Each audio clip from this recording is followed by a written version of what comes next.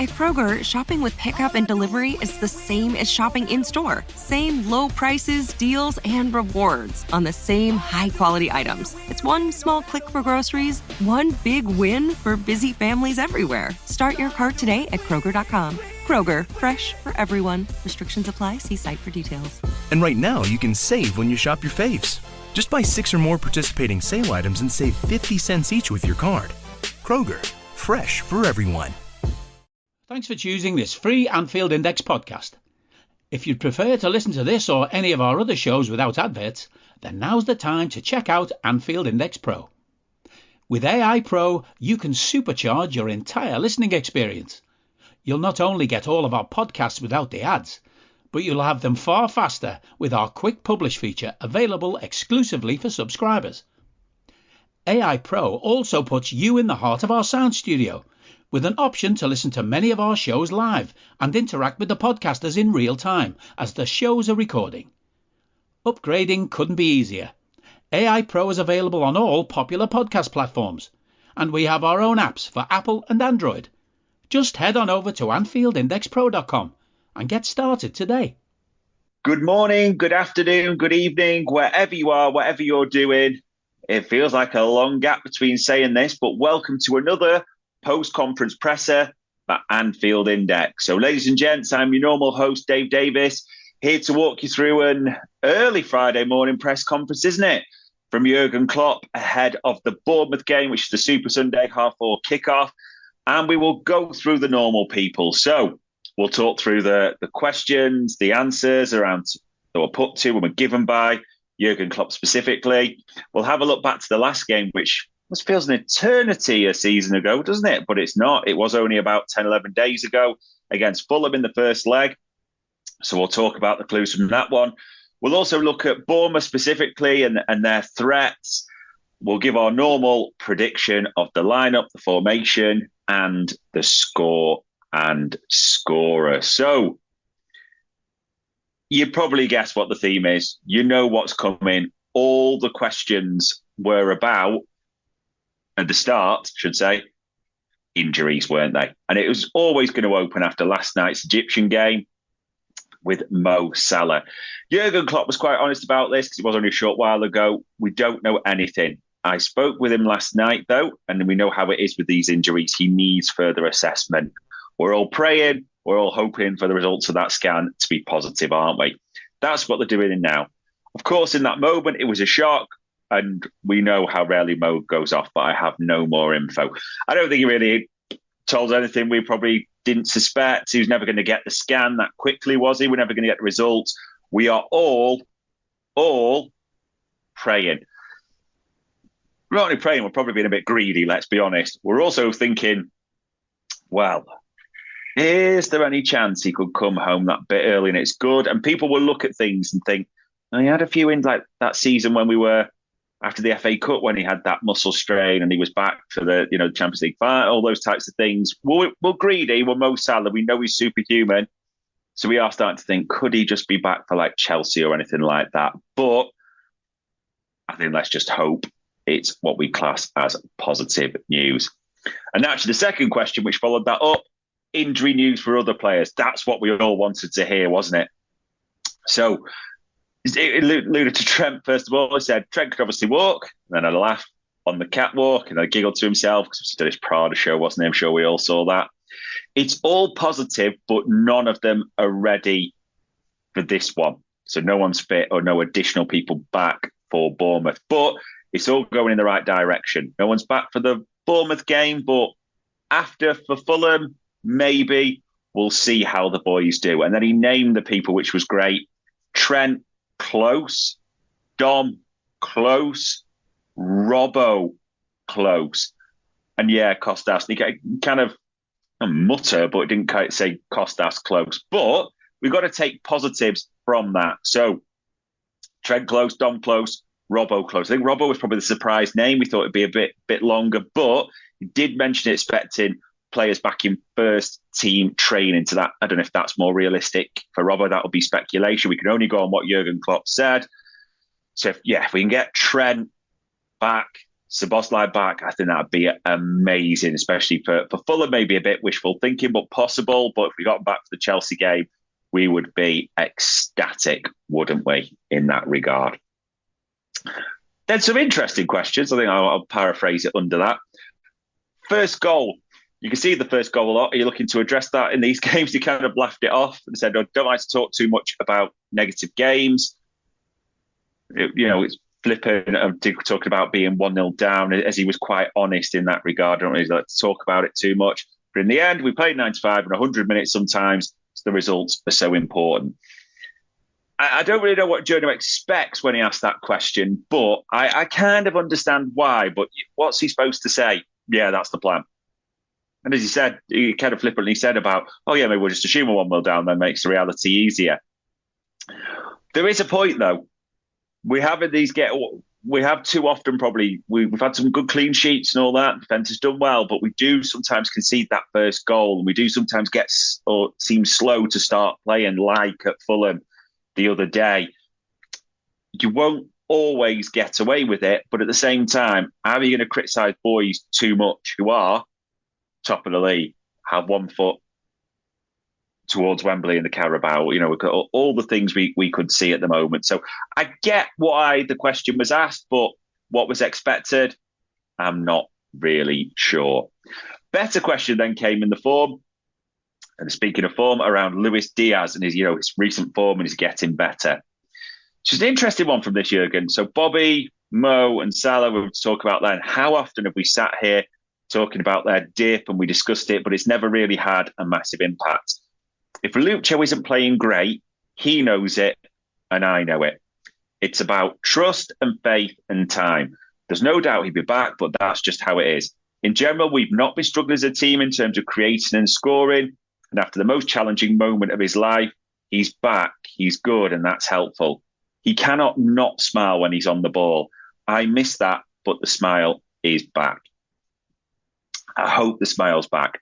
I mean, off the pitch, you can't even imagine what Luis Diaz has gone through, can you, in a recent period? I mean, even if you just looked at the last 12 months and, Lucho, how are you dealing with it?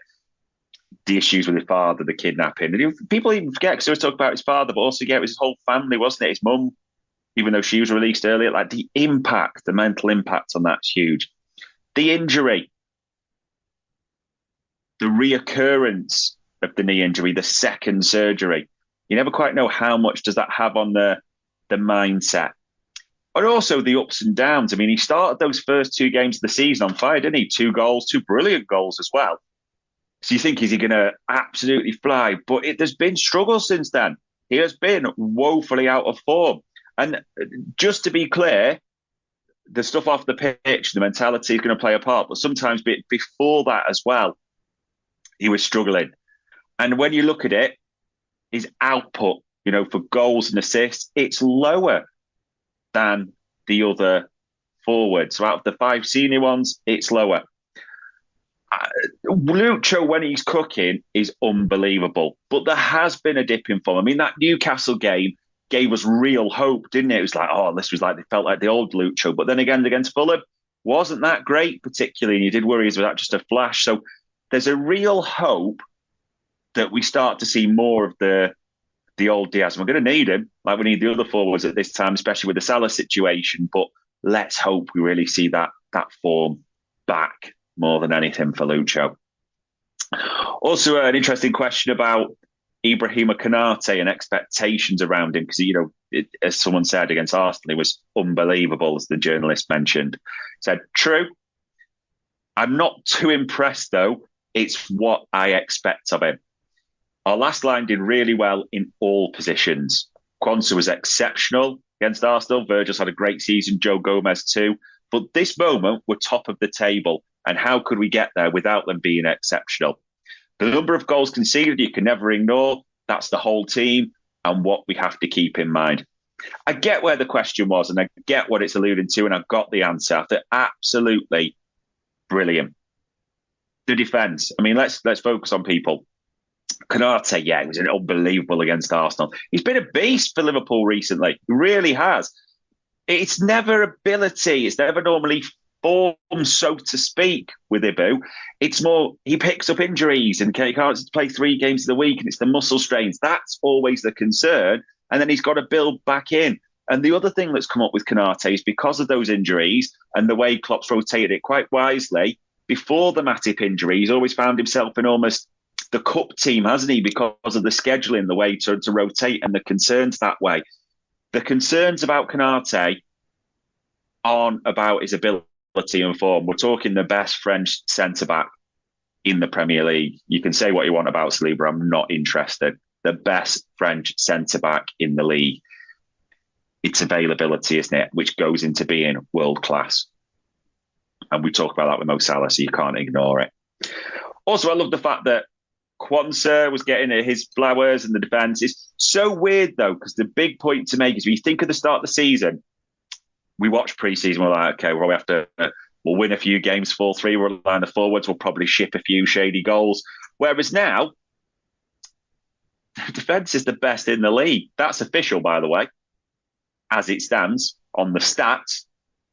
The defence has been brilliant, even with all the injuries. And everyone who comes in has been brilliant. Even Connor Bradley coming in has been brilliant. It's the forward line you sometimes like, are they going to score? It's amazing how things flip round. But the defence should be viewed as superb, quite rightly. He was also asked about the break, wasn't he? So, yeah, really important to everybody. We had 3 to 4 days. No one wants to have 3 to 4 weeks. Those 4 days were top class. And we see how the boys think, and what they like the most is playing football. The weather's freezing cold, but it's blue sky and sun, exactly as it should be. We're ready to go for the rest of the season. I actually like the fact there's a Premier League break, or there was for most clubs a Premier League break. I think with the injuries and the things we've got, I don't understand how anyone could be sad about it. I know people miss our football and thinking that, but for Liverpool overall in the grand context, I think it was a great break, really was. Then James Pearce asked a very fair question for anyone who says anything about, if he spoke to Henderson, how's your reaction? Because he's got that move to Ajax, hasn't he? No, I didn't speak to him. I'm happy for him, though, as he looks happy, and that's the most important thing to me. I don't really read, but I've seen a few comments around, how dare he's done this, etc., etc. We have one life, and we have to make decisions. Sometimes our decisions are perfect, sometimes they're different after he's made it. Football-wise, it's the start of something. It's not like it is here, but if he thinks it's better with him and his family and with Ajax and Amsterdam, it's a sensational club in a difficult moment. Ajax always play their best football when they combine talent with real experience, and you can go from there, from 5th place. They can then make steps. You will all have your Hendo opinions, and you'll all have your Hendo opinions, which are not going to change for anyone, be it on the last 12 months, the exit, the actions, it doesn't matter what I say. It doesn't really matter what you say to me. You'll all have your set opinions on Hendo. And I understand pretty much all of them, in essence, from what I've heard. I get the logic behind them all. Whether you agree with it or not, you should always look to see the logic from the other point of view if it's different to yours. With this, Jurgen Klopp's been pretty clear. You can tell the affection for the player. Not really much more to say on it than that. And it finished off with a question about Jarell Quansah, and how well he's done. I really liked what Jurgen said here. Jarell is one of those players, people knew he was a real talent, but you only saw his real face, and he only showed that when he got close to the first team. Since then, he's only played good games. And if you look at the likes of Newcastle, he was outstanding in a difficult game. But since then, really good. I could only integrate what the academy produces. And the amount of academy players at Arsenal game was 10, I think, altogether. There must be some talent with these boys. They may not all be Scousers, but players from different areas, and it's cool. But they'll just have to look at the likes of Trent, Curtis, and Jarell. That's what will motivate more players to get here into the first team. And yeah, it's completely correct, everything he said there. I mean, Quansah is just the unreal find, the biggest positive surprise of the season here. I think we've spoken about him so much, but he just continues to impress. And for a 20-year-old, even to see the interview, which I think people misconstrued slightly around the Matip comments, but he's got that quiet air of confidence, hasn't he? Almost that quiet swagger. He's so confident on the ball and invite forwards in. His passing stats are unbelievable. Quite often they trump every other Liverpool player in terms of ball pass completion, passes made, that type of thing. So unreal. And it is a big feather in the cap for the academy. And like Jurgen Klopp says, the amount they're producing, look at that Arsenal game, look at the impact Bobby Clark and Conor Bradley had when they came on. Look at the impact of the game Conor Bradley had against Fulham. It should be a real praise. They're not only just helping out a bit as you maybe hoped or covering for rotation, they're having a serious impact on the first team. That maybe surprised a lot of people. I'll be honest, me slightly. I know everyone's now this wonderful Nostradamus, always knew Quansah would be this, but that, which is great, if you're being honest. But the real praise should be for the academy players who made a real impact in the first team. And that has been great, the real positive of this season. So that was the last question, the press conference before they went off to the closed areas as normal. So looking back as we do to the last game, Fulham. Feels like years ago, doesn't it? But that Wednesday night, the Carabao Cup semi, first leg, I was there. It was an interesting game. Went 1-0 down, didn't we? The Willian, a bit of a Virgil error, I think it's fair to say. I think Virgil quite looked on it that game. We knew he'd been ill, so I'll give Virgil Van Dijk a pass every day of the week, just to be clear for that one. But Curtis Jones via deflection equalises, and Cody Gakpo sticks in the winner. Honest thoughts on that one were that we did struggle a bit. We looked laboured. We were a bit worried about that right-hand side. It just wasn't working, was it? With Harvey, the furthest advance, with Gravenberch behind him, Brad. It just wasn't knitting together. Everything good looked like it'd be coming down the left, but we couldn't quite knit it still. Joe Gomez even comes doesn't he, in the first half, but that was almost the best. But then we moved it quicker, and we moved it quicker after the break, and it seemed to get better and better because the subs. Núñez and Gakpo changed that game. Darwin on the left was unbelievable. Did it literally, everything he did was unbelievable. Passed it to a Fulham player at half the time, unbelievable. Skins a Fulham player, unbelievable. Touch, movement, stepping on the ball, unbelievable. That burst and the cut back for Gakpo, unbelievable. And Gakpo, good to see him getting his flowers as well. I mean, you forget, he's got the same stats now as Jota, hasn't he? 9 goals, 3 assists. Yes, a lot more minutes, but just quietly having a positive impact. And despite mentioning all these, I thought Conor Bradley was man of the match. I really did. Curtis Jones runs in very close, but in context, and maybe it's the youth, that sort of element, I just shaded it for Conor Bradley. He brought a real success, I thought, to the right-hand side. And yes, it helped when Gakpo went out there, which may be in the thinking possibly, but yeah, big positives to just win that one and have 1 foot in Wembley. Essentially, even if you just draw at Craven Cottage, you go to Wembley. Don't lose, you go to Wembley. That should, maybe be the thoughts, but we're not going to jump ahead there. It's Bournemouth on the weekend. And we talked about people playing their way in and out. No one's back, fortunately, for injuries. Maybe that's fortunate for some of the players, I think, that started, but we'll talk about that a bit more in predicted lineup and formation. And as we always talk about, Bournemouth, the opposition, their threats. I don't know how to describe Bournemouth, because we see them 1 minute at the start, it's terrible. See them as the season's gone on, okay. I've seen them have some brilliant games. I know people talk about, United away is easy to win, but no, it's not. Because not every team does it. They played and they went on a hell of a run of form. I had a few dips recently, but, they can't just be the same each week. But a real positive under Raiola. Real positive. I mean, they're 12th in the league at the moment. If you look, there's a real spread. They've won 7, drawn 4, lost 8. But obviously, a lot of those wins have been recently, and they play some really nice stuff. Klopp talked about them and mentioned a similar thing. It's tough at the start, but how they've turned it around, wow, that's real coaching. They play football. They use Solanke in a sensational way. So it'll be a difficult game. And he was even asked about Solanke, understandably, because he, brought him in, didn't he? He was there. So happy for Dom. It was the right thing for him to move to Bournemouth. The talent was obvious. And when you talk about threats, he's the one place that start, not finish, but obvious to start. I mean, 13 goals. He's right up. He's not a kid anymore. I just think when I say Dom Solanke or the youngest, 26, isn't he? Should be in his prime. Should be hitting his right prime, realistically, if not there. But he's been so good for them, and he's thriving under Iraola. The system's almost built around him. isn't it?